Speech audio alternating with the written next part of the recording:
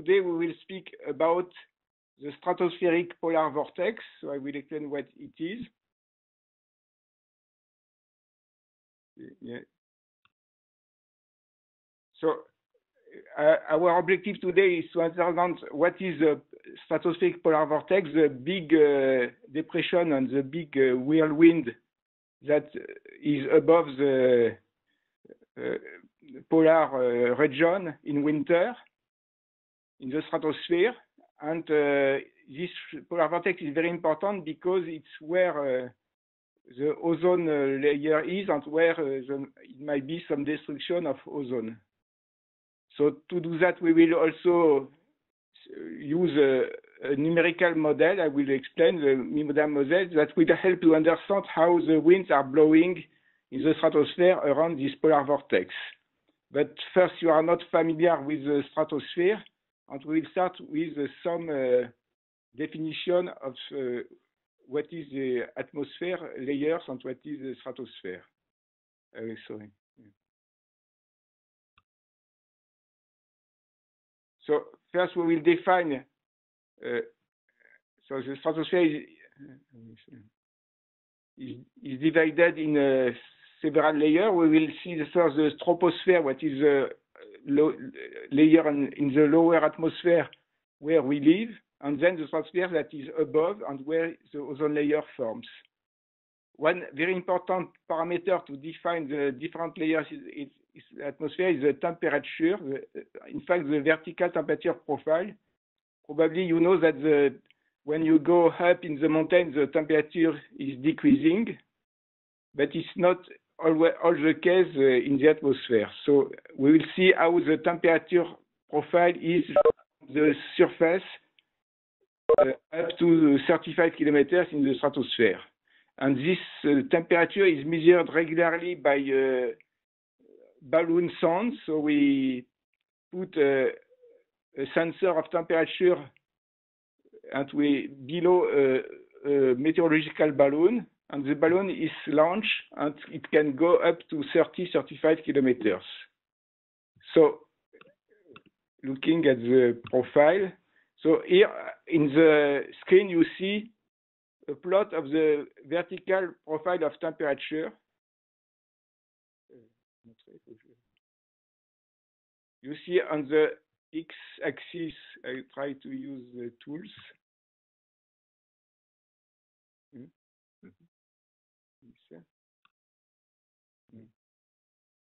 Here you have on the x-axis the temperature.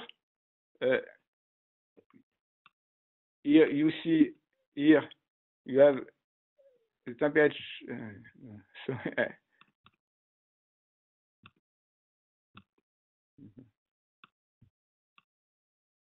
Okay.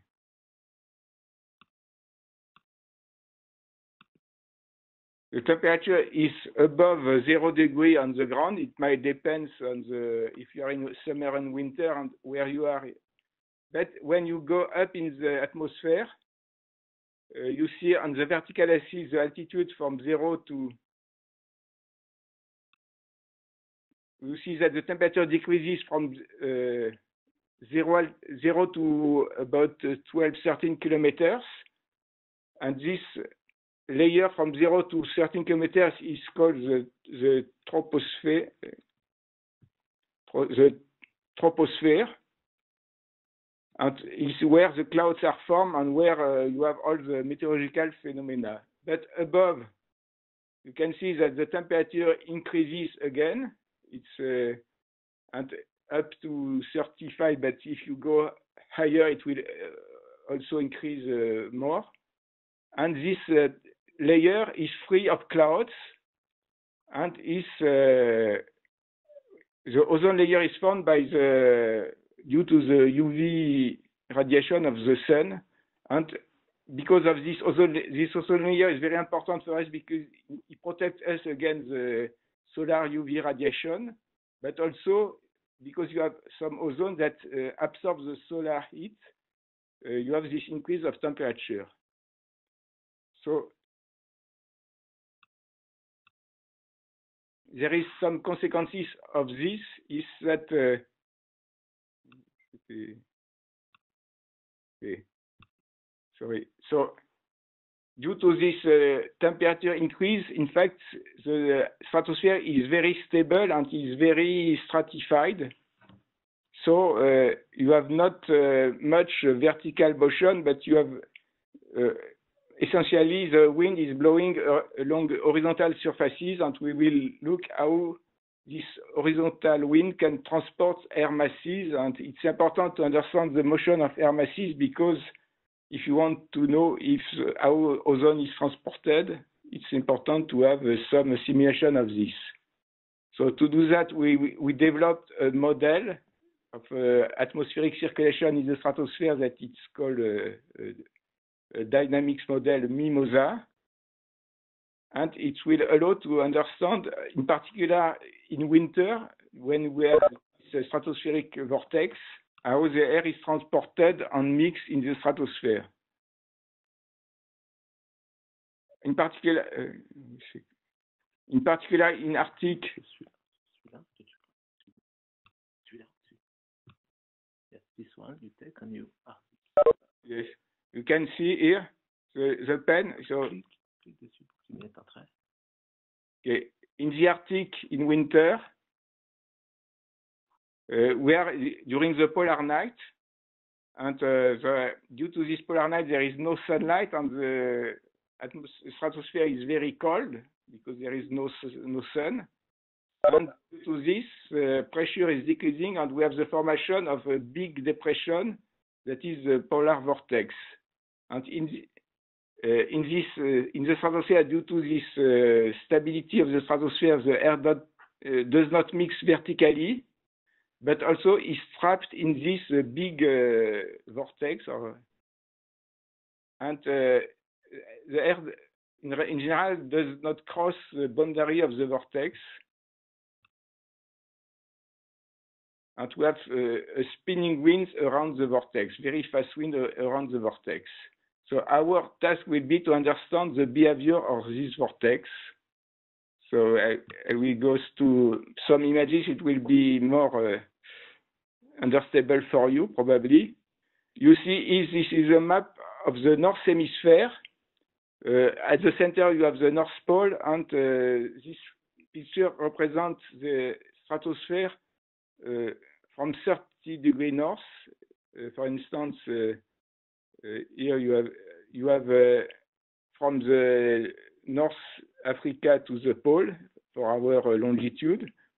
And what we represent in this map is what in scientific language we call potential vorticity. In fact, it's the power of rotation of the air. And this power of rotation is maximum in the pole. Here you have the North Pole here.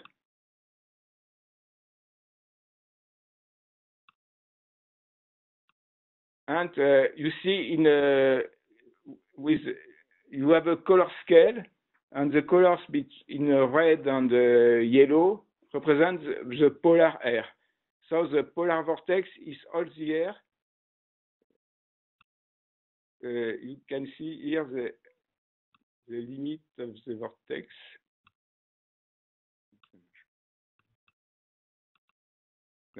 Now you cannot see very well because it's yes. Now you can probably see the polar vortex represents this big area in red and orange and yellow, and outside the vortex it is represented in blue.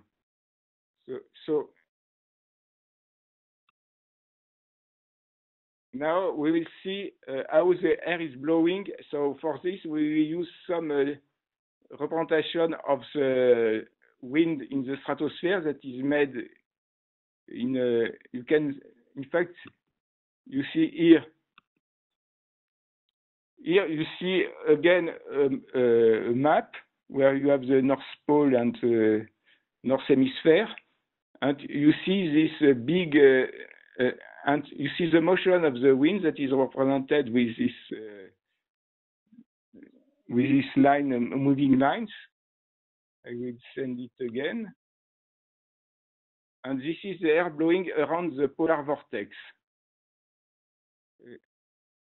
So these maps can be found in the web if you're interested to see for other days or other altitudes. So now we will come again to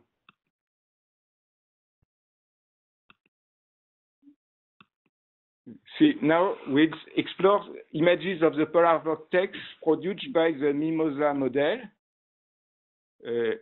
So here you have again a situation of the atmosphere here for the you can see on the top of the image here you see the date 11 January 2010 at 12 UT, and this map is at a level represented in our scientific language in potential temperature, but for you have just to know that it's at about 24 kilometers. It's in the middle of the ozone layer.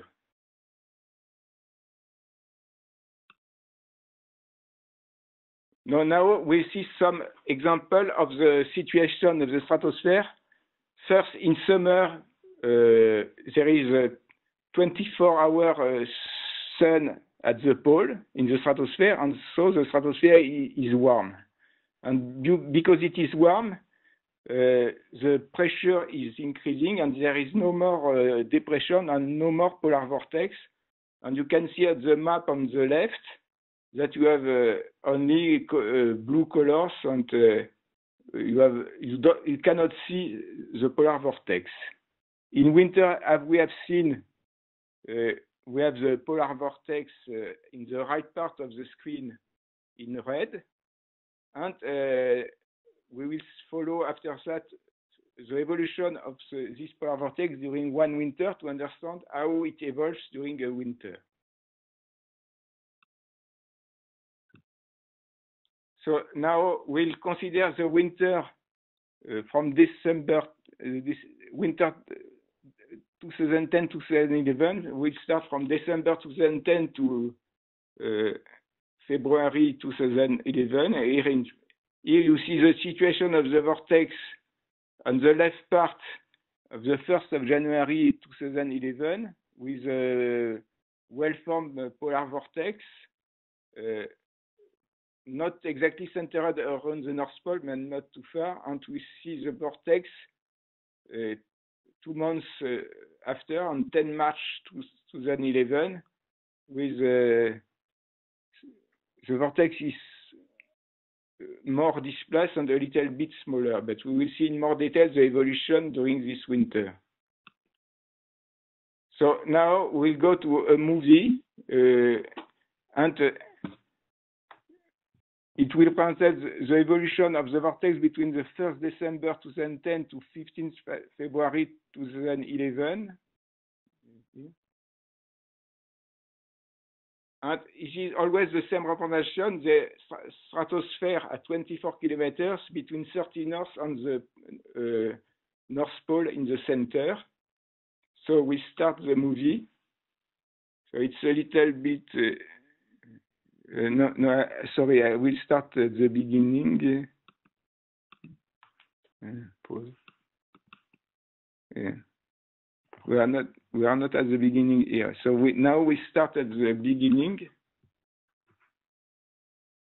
Now you follow on the top the date, the 3 December. And you see the evolution of the vortex. So, for instance, here you see the formation. You can see the rotation of the vortex due to the wind. We will come back to this later, and also the formation of filaments of air that are escaping from the vortex. Maybe I will stop somewhere to see you better. So you see this, for instance, here. So I come back to the, so I stop the movie. You see on the right part of the image, you see a tongue of air that is coming from the vortex. So during the winter, the vortex is not totally isolated from the rest of the atmosphere, but you have sometimes, due to the very dynamic evolution of this vortex, sometimes some air escaping in these tongues of air, and they can bring some polar air in our latitude, middle altitude in Europe. So we start again the evolution of the vortex. Now we are 16 December. You see that, for instance, here we have a very perturbed vortex with a very strange shape, and after that it's coming again more stable. Here on the left part of North America, you see a big tongue of air. Here you see that it's very changing from day to day. Here it's more around and displaced toward Europe.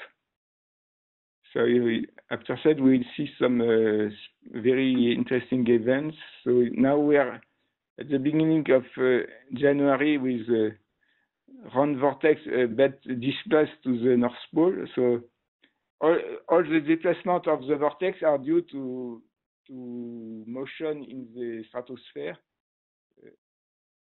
that perturb the air and transport air in different regions. So you see that at a given position, you can have sometimes polar vortex around you, above you, and sometimes you are far away from the polar vortex. You see the evolution continue. Here we are 13th of January. And I think we'll have here you have an elongation of the vortex from North America to Asia, and here is coming back more around again. And here you see the displacement of the vortex, still some tongues of air going. Here it's very round on 23rd January, and still moving. Here again round with displacement, and I think we will have some elongation. Now we have a triangular form, and here we will come back to this event. Here we have the split of the vortex in two parts. That is due to these perturbations, and the vortex reforming again. I will come back to this because it's a very particular situation.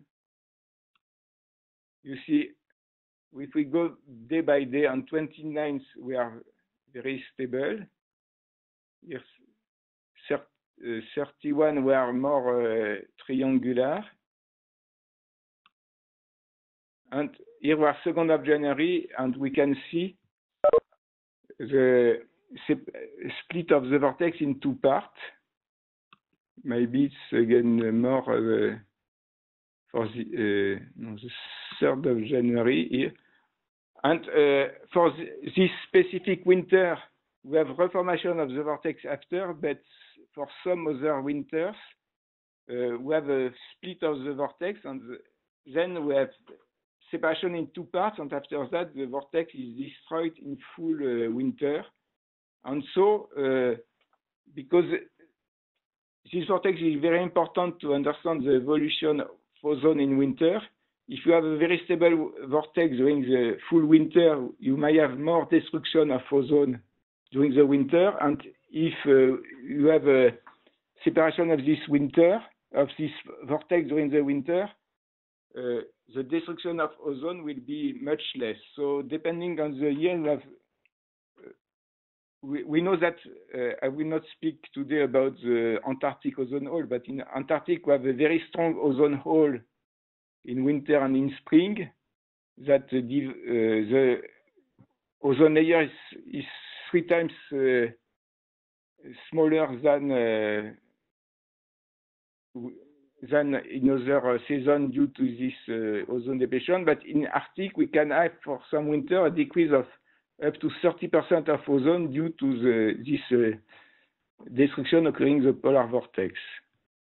So I will start again the movie until the end of the winter.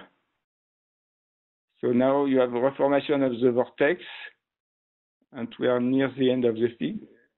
But with you see still some filament, and we'll come back to that. But you can see that the vortex, due to this escape of air in filament of air, the vortex is becoming a little bit smaller than at the beginning of the winter. So we arrive until the 15th of February now. Okay. So we come back to the presentation. So this is the illustration of what we have seen previously.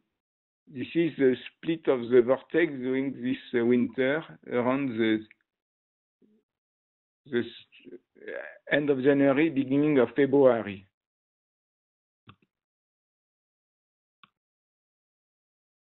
So now we go later in the winter, and now we are in April. On the left part, we are on the 16th of April. You see that the vortex is still present, but very elongated and very displaced from the North Pole. You see that above North Pole, we have no more polar air. We have blue. At the center of the image, we have a blue air coming from lower latitudes. And a few days after, on 28th of April, you see that the vortex starts to be destroyed. And so this is the end of the polar vortex, and after that, in May, it will totally disappear and will go to summer conditions. So now we'll look a little bit about which parameters can play an important role in the description of the vortex. So of course, the vortex life, we have seen that for this winter, the vortex was present until end of April. With in the middle of the vortex, it was almost split, but it was recombined after that. Also, it's interesting to see how the vortex size evolves during the winter and what is the rotation of wind speed during the vortex. And in fact, the vortex is called the polar vortex, and we assume to be near the North Pole, but we have seen that due to the atmospheric motion, very dynamic situation in the winter stratosphere, the vortex is very often displaced from its situations. So we will try to do some exercise coming back to the movie. And the first one is to try to estimate the period of rotation of the vortex around its own center. And to do that, we can use some images of the movie and follow some small structure, because we have explained before that the air is transported by the winds, and if there is some small structure with particular potential vorticity, we'll come back to the fifth of faut d'abord le mettre en route. Voilà, faut d'abord ça, et après. Yes, et je stop. Ouais. J'arrive. Maybe we try to go to this larger image and follow. You can follow some small structures in the green. On the, if you can see the map, you will see the map of the countries and in the boundary of the countries in white. And you see on the north of Finland and north of Russia, the boundary between Finland and Russia is small green structure. and we will try to follow this structure.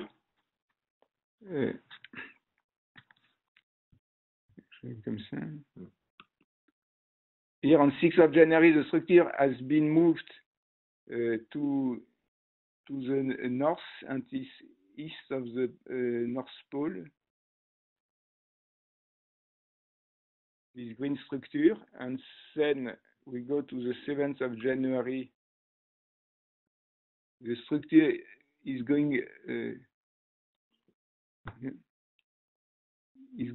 to the is more near the pole, a little bit on the right of the pole. On 8th of January, the structure now is going above North Greenland on the west part of the hemisphere, and we can follow. We continue to follow this on the 9th of January.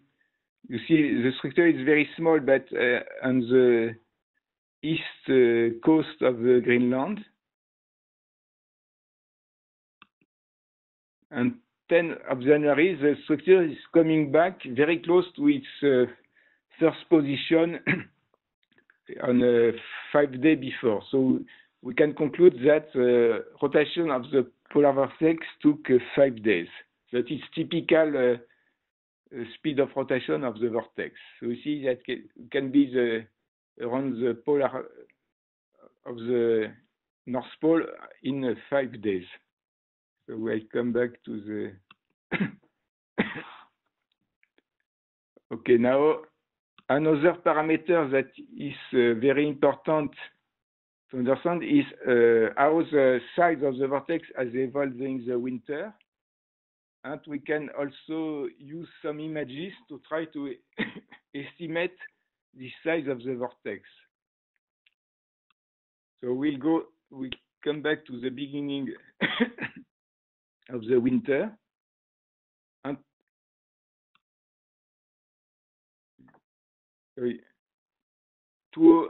first, you can compare the size of the polar vortex with the size of Europe. You see the bigger region in red is larger than Europe, so it's a quite huge phenomenon.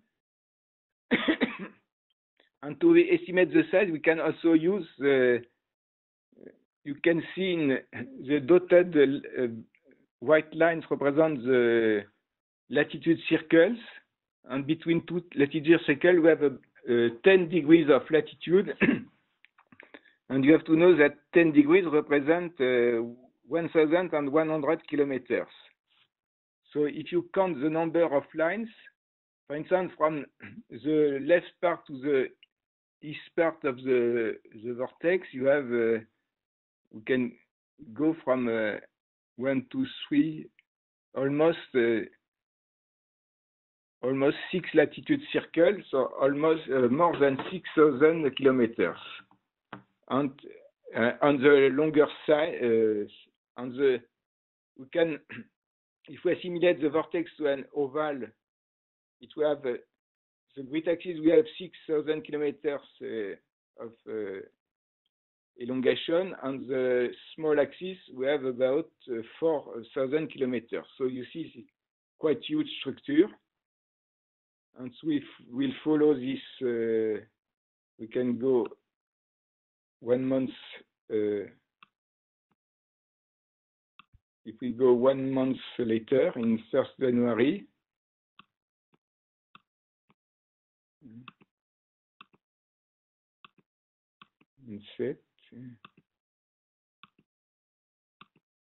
okay, now we are 1st of January. The vortex is less elongated, but we can also estimate a distance of about 1, 2, 3, 4 latitude circles in small axis, and maybe 5 in the longer axis. We have about a little bit smaller vortex, about 5,000 kilometers, and in the other distance about 4,000 kilometers. So we can go later in the winter So now maybe so first of no, this is very special shape that we will go to. Oh, maybe it might be interesting to see how big are when we have the elongated vortex. You see that we have almost two smaller vortex of about 3 latitude circle of extension, about 3,000 kilometers each. And if we go to the end of the period,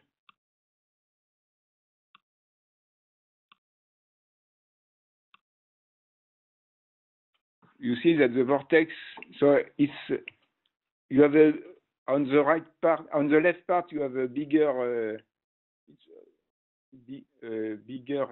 portion. On the smaller extension on the right part is of smaller extension, but you have in the longer distance you have about 5,000 kilometers, but only 2,000 to 3,000 kilometers on the other on the smaller direction. So you see that the vortex has decreased during the winter because it has lost some air. Each time we had a filament escaping from it. So now we'll come back to the. Okay, now we are almost at the end, but I think you may have some question. I will see in the chat if you have some question.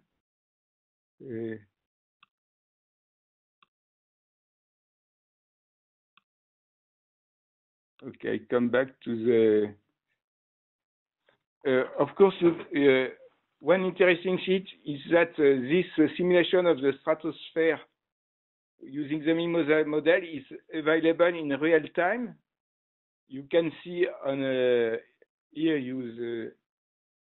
on the slide, and you see the